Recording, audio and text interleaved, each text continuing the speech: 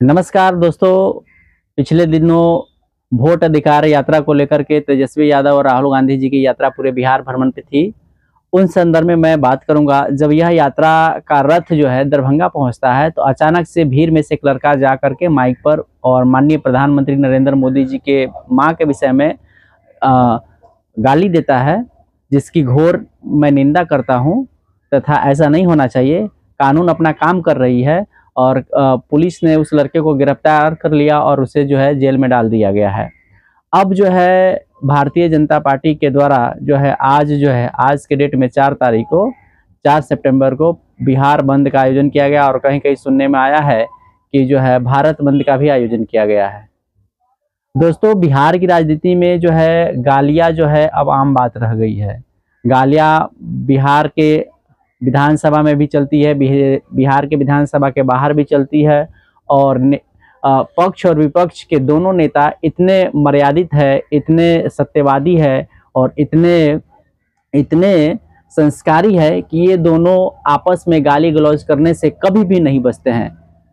चाहे तेजस्वी यादव जी हो, तेजस्वी यादव जी को एक बार मीडिया डिबेट में पूछा गया कि सूत्र से पता चला है कि आप जो है एनडीए सरकार जो है इस बार बिहार में सरकार बनाएगी, तो तेजस्वी यादव ने भरे मंच से सूत्र को मूत्र करार दिया। इससे पहले जो है राहुल गांधी जी के मां को जो है राहुल गांधी जी के मां के विषय में भी जो है बीजेपी के कई नेताओं के द्वारा जो है जर्सी गाय कहा गया, राहुल गांधी को पप्पू कहा गया। उसके बाद मैं आपको बता दूं, चारा चोर बिहार के पूर्व मुख्यमंत्री श्री लालू प्रसाद यादव जी को कहा जाता है। तो यह सिलसिला यूं ही रुकती नहीं है।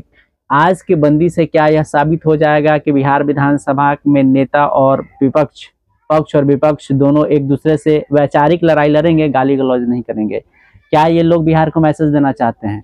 बिहार को क्या मैसेज देना चाहते हैं कि हम लोग आप हमें जिताइए और हाउस में हम जाएंगे तो आपको अच्छी अच्छी गालियां सुनाएंगे? यही मैसेज देना चाहते हैं बिहार के लोगों को?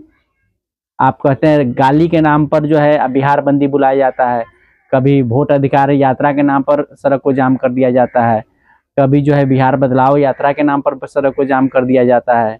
मतलब बिहार की जनता 1990 में भी पीछे थी और 2025 में भी पीछे है। तो 1990 में भी पलायन पूरे भारत में नंबर 1 पे बिहार ही था और 2025 में भी नंबर 1 पे बिहार ही पलायन में नंबर 1 पे है।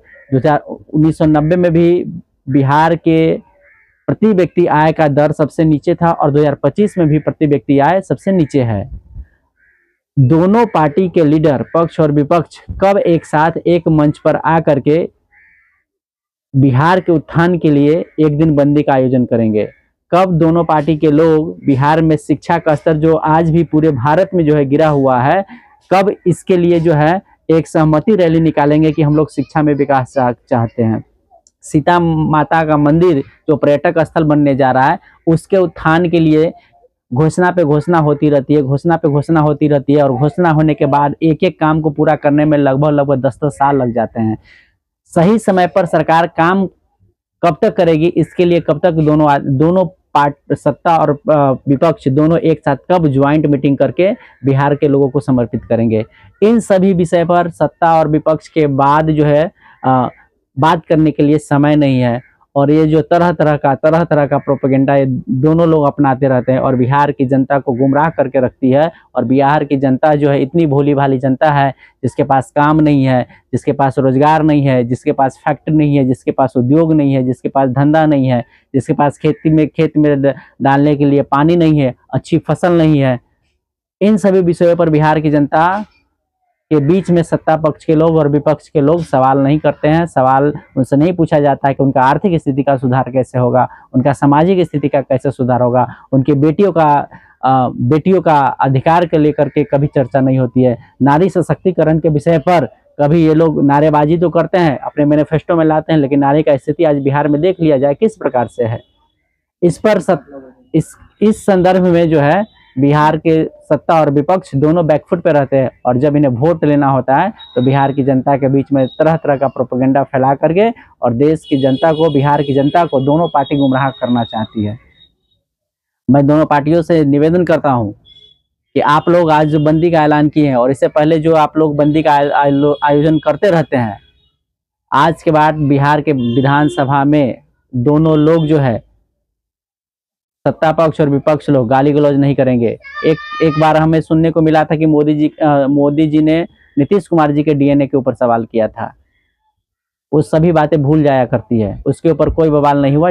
चलिए, वो भूली बिसरी बातें हैं। कम से कम जो है आज के बाद जो है केवल और केवल बिहार के उत्थान पर बात होना चाहिए, बिहार के विकास पे बात होना चाहिए, बिहार के आर्थिक स्थिति के ऊपर बात होना चाहिए, बिहार के सामाजिक स्थिति के बात होना चाहिए, बिहार का पर्यटक क्षेत्र में कैसे बढ़ावा मिलेगा उसके ऊपर बात होना चाहिए। बिहार जो है उन्नति कैसे करेगा। आज भी हम लोग पिछड़े हैं, आज भी हम पलायन के मुद्दे पर लड़ रहे हैं, आज भी हमारे घर में जो है बेटी काफ़ी पीछे है। इन सभी विषय पर आप लोगों को चर्चा करना चाहिए था। इन सभी विषय को लेकर के आप समाज में आते हैं तो समाज के लोग आपको हाथों पर उठाएंगे और आपको एक दिन में जो है बिहार में आपको मुख्यमंत्री तय कर दिया जाएगा। आप लोग से उम्मीद है, आप लोगों से हाथ जोड़ के प्रार्थना करते हैं कि आप लोग इस प्रकार का मुद्दा लेकर मत आए, गाली गलौज के मुद्दे पर। क्योंकि आपके विधानसभा के सत्र को पूरा लोग देखता है, पूरा भारत का लोग देखता है, देश विदेश के नागरिक देखता है। और जीत कर जाने के बाद हम जनता का उम्मीद बढ़ जाता है कि आप लोग अच्छे से काम करेंगे, अच्छे से काम करने का प्रयास करेंगे। उम्मीद करता हूं कि इस वीडियो के माध्यम से आप लोगों को यह संदेश पहुंचेगा कि कम से कम आज के बाद आप लोग अच्छे से काम करेंगे और बिहार को एक उच्च दर्जे का राज्य बनाएंगे। धन्यवाद। जय हिंद, जय भारत, भारत माता की जय।